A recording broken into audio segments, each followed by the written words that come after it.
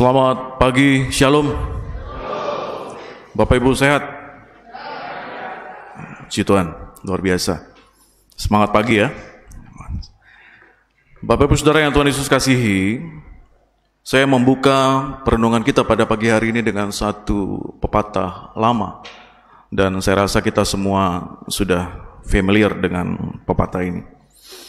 Buah yang jatuh pasti tidak jauh dari pohonnya, ya. Sebuah pepatah yang mengacu kepada adanya kemiripan sikap, perilaku, dan pola pikir antara orang tua dengan anak-anak mereka. Ya. Itu definisi dari Kamus Besar Bahasa Indonesia untuk pepatah ini. Nah, saya kasih beberapa contoh, Bapak Saudara. Seorang anak yang suka membaca biasanya memiliki orang tua, entah ayah atau ibunya, yang juga suka membaca buku. Ya. Yang lain, contoh lain, seorang anak yang mau menjadi pendeta, biasanya orang tuanya adalah pelayan-pelayan Tuhan atau hamba Tuhan. Sebagian besar Bapak Saudara cerita ini punya kisah yang demikian. Antara orang tua dan anak punya sikap, punya kegemaran yang sama. Tetapi di cerita lain, ada sebagian lain tidak seperti itu. Dan mungkin itu terjadi dengan Bapak Ibu Saudara. Ya. Ada orang tuanya guru, anaknya jadi polisi. Ada. Ada orang tuanya tentara, anaknya jadi pendeta. Ada juga yang lain, dan yang lain ceritanya adalah orang tuanya pendeta, anaknya jadi pengusaha, misalkan ya. Itu untuk profesi.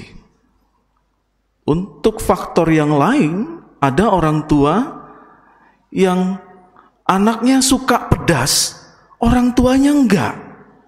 Ya, itu dari makanan ya. Hal simple saja.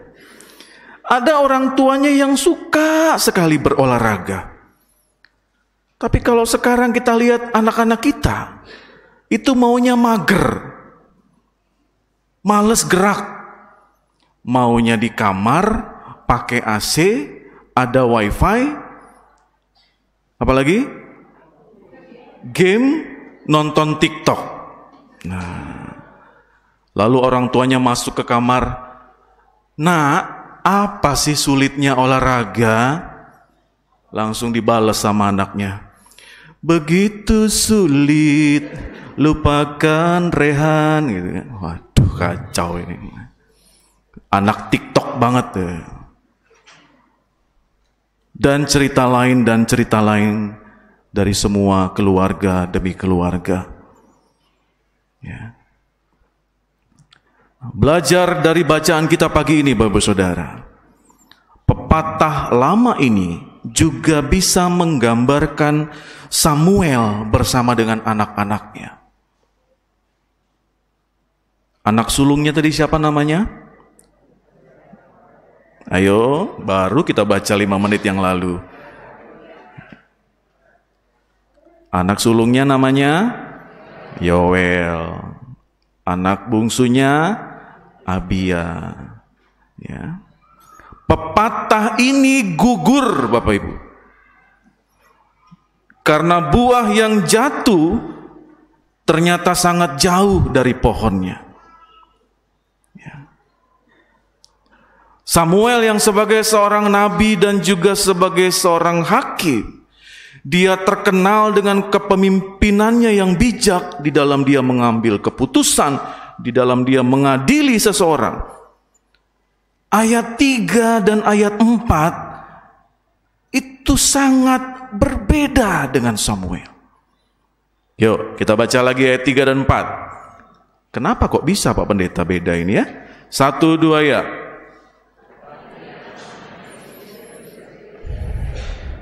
Mereka mengejar laba, menerima suap, dan memutarbalikkan.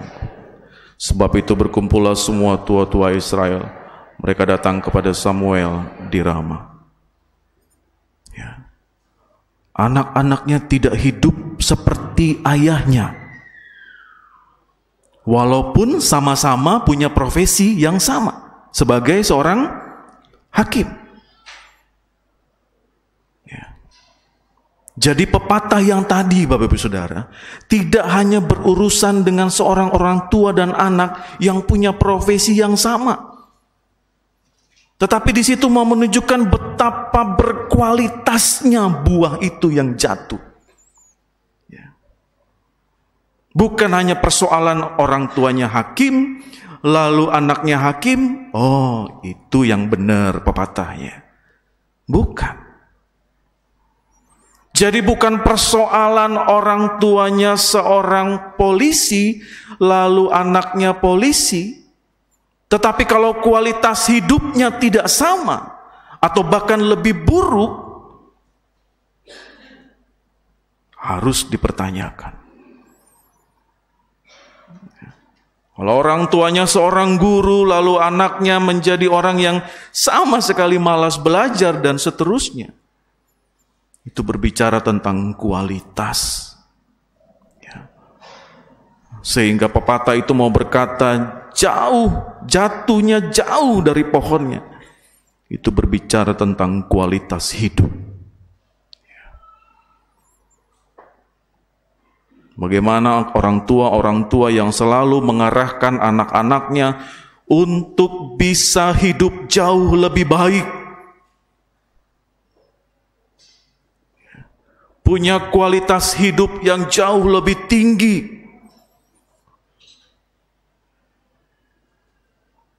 Memiliki kesuksesan yang jauh lebih baik daripada orang tuanya.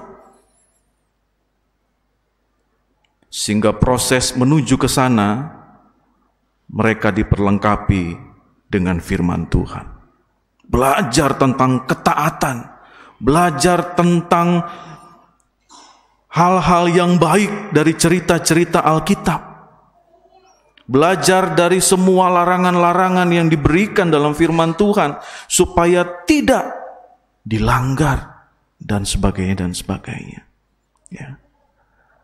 Di situ dikatakan Bapak Saudara yang menjadi kata kunci, anak-anak Samuel tidak hidup seperti ayahnya.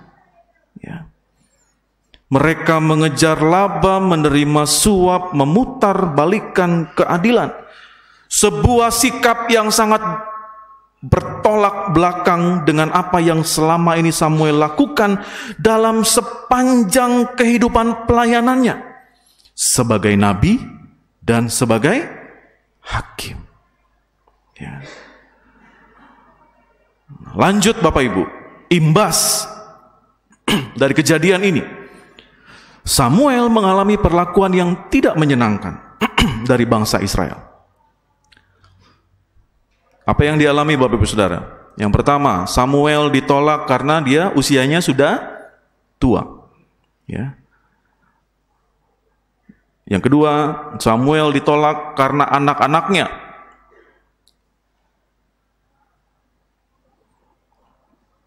Yang ketiga, yang lebih parah Bapak Ibu Saudara, mereka menolak Allah Yahweh. Dan malah bangsa ini ingin seperti bangsa yang lain.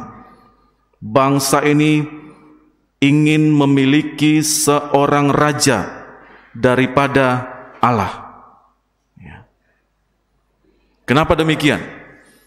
Karena bagi bangsa Israel, secara fisik melihat seorang raja itu jauh lebih baik daripada mereka tidak bisa melihat Allah. Mereka bisa sembah, mereka bisa lihat dengan mata kepala mereka bisa hadir memberikan persembahan, mereka bisa bertemu dengan seorang raja, sama seperti bangsa-bangsa yang lain.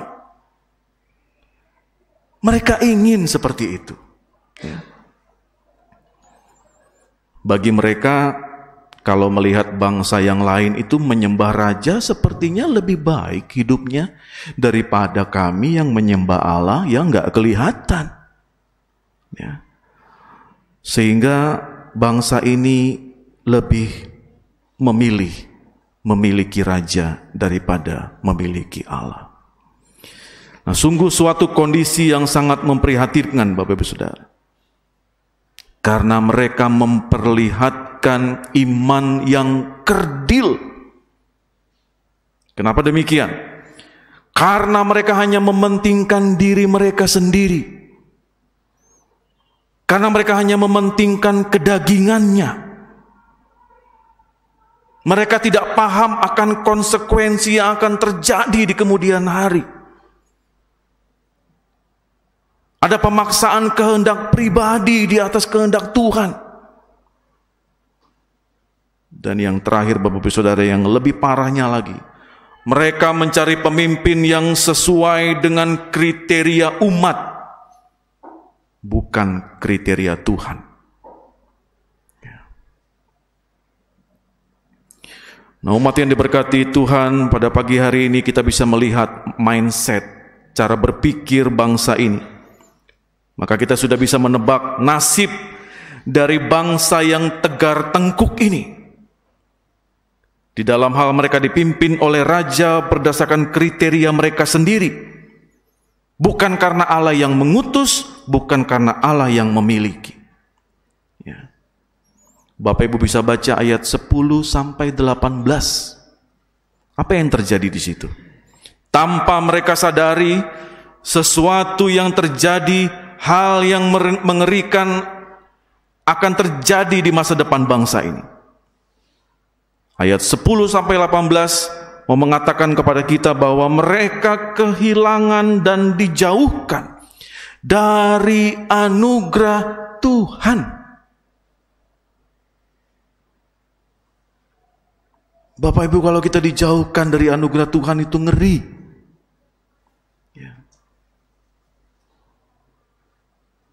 Dan itu terjadi dengan bangsa ini. Karena mereka lebih memilih raja daripada Allah. Nah, berdasarkan firman Tuhan ini terdapat beberapa hal penting yang ingin kita renungkan bersama pada pagi hari ini, dan saya mau sampaikan kepada kita semua. Secara khusus bagi kita warga GPIB yang sedang berproses pada kegiatan akbar 5 tahunan, yaitu kita memilih diaken dan penatua. Yang pertama, Bapak Saudara, menjadi seorang pemimpin atau memilih seorang pemimpin, ya, kita harus memenuhi kriteria yang dikhususkan untuk menjadi seorang pemimpin, yaitu kita harus memenuhi yang namanya kompetensi inti dan fungsional sebagai seorang pemimpin di dalam jemaat. Yoel dan Abia, anak-anak Samuel, itu ditolak oleh bangsa Israel. Karena apa? Karena mereka menerima suap, ya, mementingkan laba, memutarbalikkan keadilan. Ketika mereka melaksanakan tugas yang diemban menjadi seorang hakim, mereka ditolak. Maka Bapak Ibu Saudara, carilah pemimpin-pemimpin yang memenuhi kriteria, memenuhi syarat yang ditentukan. Agar apa? Agar dia dapat melaksanakan tugasnya dengan baik. Memang betul, tidak ada pemimpin di dunia ini yang sempurna. Iya, betul. Ya. Tetapi setiap calon pemimpin, dia harus menyadari, dia harus menintrospeksi diri, apakah dia layak untuk mengemban tanggung jawab itu? Dengan satu pernyataan, bukan hanya memimpin, tetapi pemimpin itu harus bisa menjadi teladan. Nah, itu yang sulit. Ya. Yang kedua, Bapak Saudara, tidak mudah untuk menerima proses pergantian kepemimpinan. Terlebih kepada diri sendiri yang harus melepaskan jabatan itu. Post power syndrome. Pada sebagian orang merasa ditolak dan tidak diinginkan lagi, itu lebih dominan daripada menerima dengan rela proses suksesi kepemimpinan. Ya. Bacaan Alkitab hari ini mengajarkan hal penting tentang yang namanya penolakan. Ditolak itu adalah hal yang biasa. Nah, kita bisa lihat Tuhan sendiri ditolak oleh bangsa ini. Ya. Ayat 9 kita bisa lihat, Bapak Ibu Saudara, pemimpin yang baik, dia harus menyiapkan proses suksesi tersebut. Sama seperti Tuhan menyiapkan hal itu. Berlapang dada, itu adalah pilihan yang bijak saat kita sampai pada momen aku tidak terpilih lagi. Ya. Selanjutnya, kita terus berharap yang terbaik untuk proses-proses ke depan. Dan kita harus mengawal semua proses itu sampai hal yang terbaik akan terjadi. Dan itulah tanggung jawab seorang pemimpin yang sesungguhnya. Kita bisa belajar dari bangsa ini. Bagaimana proses pergantian presiden demi presiden. Siapa yang legowo, siapa yang berlapang dada, siapa yang boleh terus mengawal, mempersiapkan pengganti yang lebih baik dari dirinya di kemudian hari. Itulah pemimpin yang sesungguhnya. Nah, Bapak Ibu Saudara yang Tuhan Yesus kasihi, penolakan Israel terhadap peranan Tuhan secara langsung ternyata juga menjadi sikap manusia sampai hari ini. Manusia lebih mengandalkan kekuasaan, kebesaran manusia daripada manusia mengandalkan Tuhan. Kita harus akui itu. Ya. Manusia berpikir bahwa kekuasaan manusia itu lebih menjamin hidup mereka dibandingkan mereka harus mengandalkan Tuhan dalam kehidupannya. Ada banyak kesaksian, banyak cerita sampai hari ini, Bapak Saudara. Bagaimana anak-anak Tuhan itu jatuh karena mereka mengandalkan kekuasaan manusia, jabatan, mengandalkan kenikmatan dunia ini, mengandalkan kekuatan dirinya sendiri. Lalu pada saat semuanya itu hilang dalam sekejap, mereka bingung harus berpegang kepada siapa. Contoh sederhana, pada saat kita saat ini merasa bahwa wah, kita punya power, kita punya kesehatan, kita punya segalanya. Belajar dari pandemi COVID-19. Dunia ini terguncang luar biasa. Ya. Dari 2019 sampai hari ini, kita harus meyakini bahwa betapa rapuhnya hidup manusia tanpa keberadaan Tuhan. Pekerjaan hilang dalam sekejap. Ya. Kekayaan orang yang paling kaya di dunia ini pun habis. Tidak bisa dia menghindari virus corona itu. Berapa lama kita tidak hadir di dalam gereja ini? Kita ibadah melalui online. Ya. Lalu banyak orang berkata, aduh kami rindu mau datang ke gereja karena kondisi ini. Begitu mulai ibadah di gereja, Sampai di gereja, dia rindu online. Ya. Makanya dia online di dalam gereja ini. Buka Tokopedia, buka TikTok, ya. Lucu kadang-kadang. Ya, tapi itu yang terjadi dengan kita.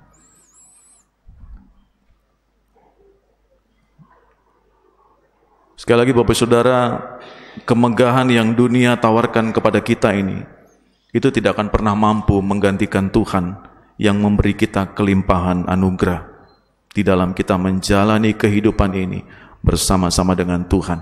Amin. Mari Bapak Saudara kita berdoa bagi para calon-calon pemimpin kita di gereja ini, para calon penatua dan diaken yang sedang berproses. Dan kita juga mau berdoa, walaupun kita baru sampai di tahun 2022, suasana politik kita sudah mulai, ya. Calon-calon presiden dan wapres sudah mulai bermunculan. Ya, sudah mulai ribut di media-media sosial. Saya mau sampaikan kepada kita, saya harus mengingatkan lagi kepada kita, hati-hati menggunakan medsos. Jangan berkomentar yang bukan bagian kita dan kita tidak berkompeten di dalamnya.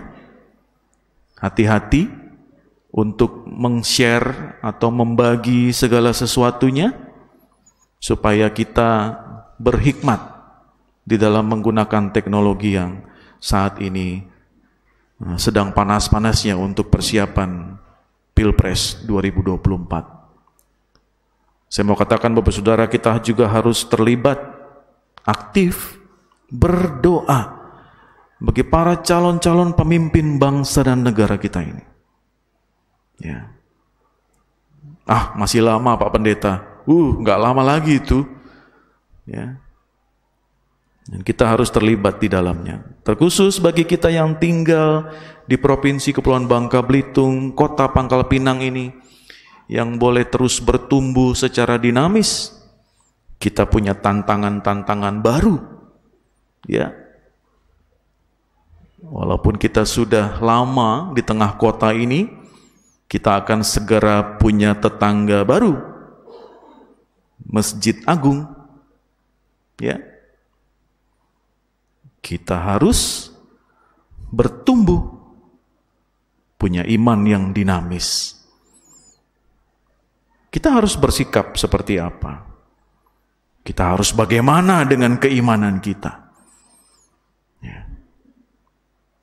Tetapi kita harus punya hikmat, Bapak Saudara.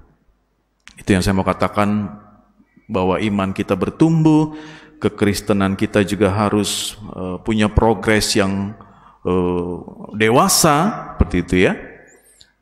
Kita harus menyikapi segala sesuatu yang terjadi di dunia ini, ataupun di gereja ini, kita harus punya hikmat daripada Tuhan. Maka segala sesuatu yang kita lakukan bersama dengan Tuhan, biarlah kita diberkati dan diperlengkapi. Amin. Tuhan Yesus memberkati kita semua.